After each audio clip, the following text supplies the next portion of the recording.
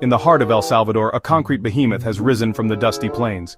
This is the Centro de Confinamiento del Terrorismo, or CECOT, a mega-prison built to hold 40,000 souls. Completed in 2023, the prison stands as a monument to President Nayib Bukele's so-called Iron Fist approach to gang violence. The prison's construction, a staggering $115 million project, was touted as a necessary measure to combat the scourge of gangs like MS-13. But, behind the imposing facade, a darker reality festers.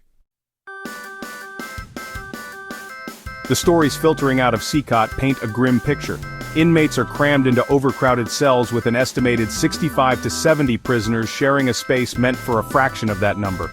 Basic necessities like food and water are scarce. Reports of inadequate medical care are rampant, and the stifling heat only exacerbates the already unbearable conditions. The denial of family visits and outdoor recreation further compounds the suffering. Former inmates like me speak of an environment steeped in fear and despair. Violence is a constant threat, and honestly, it's hard to describe the hopelessness that takes over when you're in there.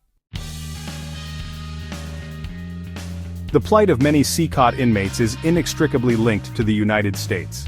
In 2025, the Trump administration, invoking the seldom-used Alien Enemies Act of 1798, deported hundreds of individuals to El Salvador. Many of these deportees had fled violence and poverty in their homeland, only to be sent back to face a nightmare. Despite court orders and widespread condemnation, the Trump administration paid the Salvadoran government $6 million to house these deportees in CECOT, further fueling the human rights crisis within its walls. The situation in El Salvador has drawn condemnation from international human rights organizations.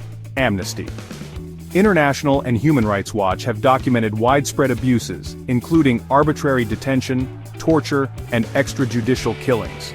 The United Nations has expressed grave concern over the erosion of human rights in the country. Yet, despite the global outcry, the Salvadoran government seems emboldened.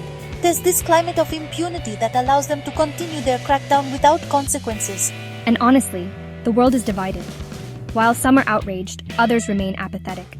But we cannot afford to look away. This is a human rights crisis that demands immediate attention.